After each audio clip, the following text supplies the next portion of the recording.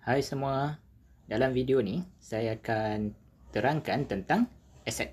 Video ini berguna kepada pelajar perikanan di peringkat sekolah dan di peringkat universiti, dan juga berguna kepada orang-orang yang berminat tentang perikanan. Video ni adalah salah satu daripada beberapa video yang saya buat tentang perikanan. Saya cadangkan kamu subscribe channel YouTube ini supaya kamu dapat menonton video yang ada dan yang akan datang. Okey, kita lihat definisi aset. Secara ringkasnya, aset ialah item ataupun harta yang dimiliki atau dikawal oleh sesebuah perniagaan.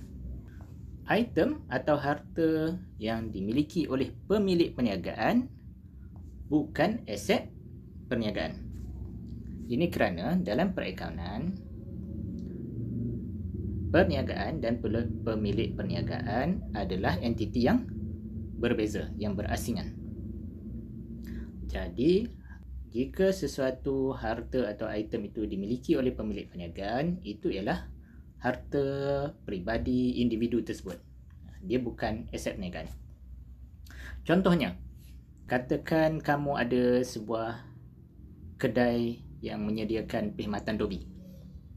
So, aset perniagaan ialah mesin yang digunakan untuk mencuci pakaian, mesin pengering, mungkin perabot dalam kedai. Itu adalah aset perniagaan. Itu direkodkan sebagai aset dalam akaun perniagaan. Tetapi kereta kamu, rumah kamu, perabot yang kamu miliki, itu adalah harta peribadi. Itu bukan aset perniagaan. Tak boleh direkod dalam akaun perniagaan. Aset boleh dikategorikan kepada dua. Yang pertama adalah aset semasa. Aset semasa ialah aset yang hayatnya kurang daripada 1 tahun.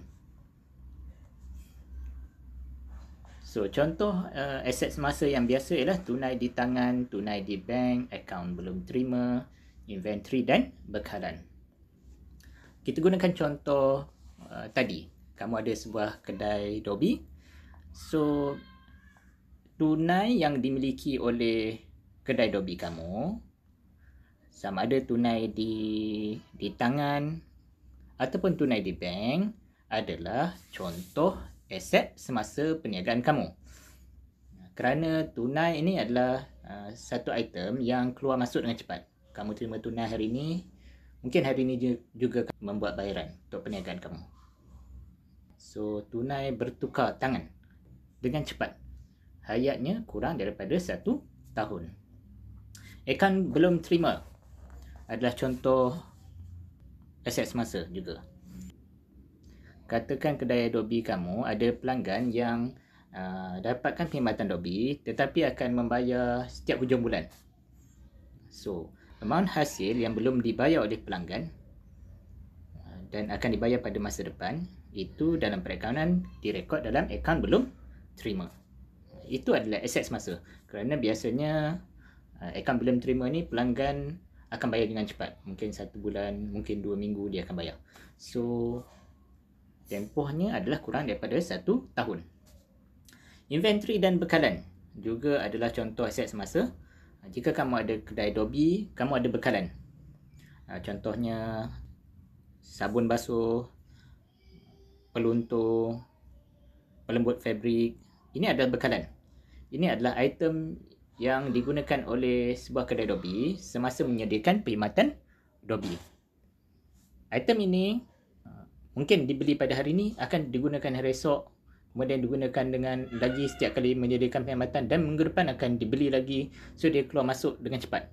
So, dia akan digunakan dalam tempoh kurang daripada 1 tahun.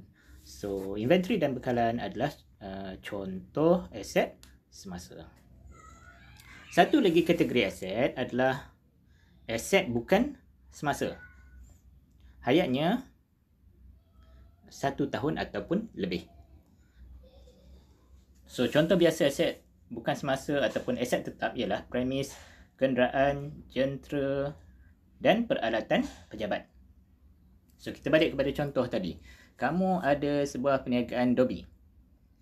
Jika bangunan kedai kamu adalah dimiliki oleh perniagaan kamu, so itu adalah satu contoh aset bukan semasa, kerana sebuah bangunan boleh digunakan ataupun hayatnya lebih daripada 1 tahun, mungkin sampai 20 tahun, mungkin lebih. Kenderaan ialah contoh kedua. Katakanlah kedai dobi kamu ada van untuk penghantaran kepada pelanggan. So kenderaan itu juga adalah salah satu contoh daripada aset bukan semasa. Kerana satu van boleh digunakan mungkin 5 tahun, 8 tahun, 10 tahun. Jentera ataupun peralatan. Dalam sebuah kedai dobi ada mesin basuh, mesin pengering dan sebagainya. So ini adalah contoh aset bukan semasa ataupun aset tetap, kerana hayatnya ataupun aset ini boleh digunakan lebih daripada 1 tahun. Kemudian peralatan pejabat seperti personal komputer juga adalah salah satu contoh aset bukan semasa. Pengetahuan tentang aset ni dan kategorinya sangat penting. Ini membolehkan kamu mengenal pasti jenis-jenis item dan membantu kamu memahami bagaimana untuk merekod di dalam journal dan ledger. Kamu boleh tengok di link di atas. Saya ada sediakan satu link di mana kamu boleh faham tentang catatan debit dan kredit dalam masa sangat pantas. So, kamu boleh klik link tersebut. Saya harap video ni berguna kepada kamu dan kamu boleh kongsi video ni kepada orang lain.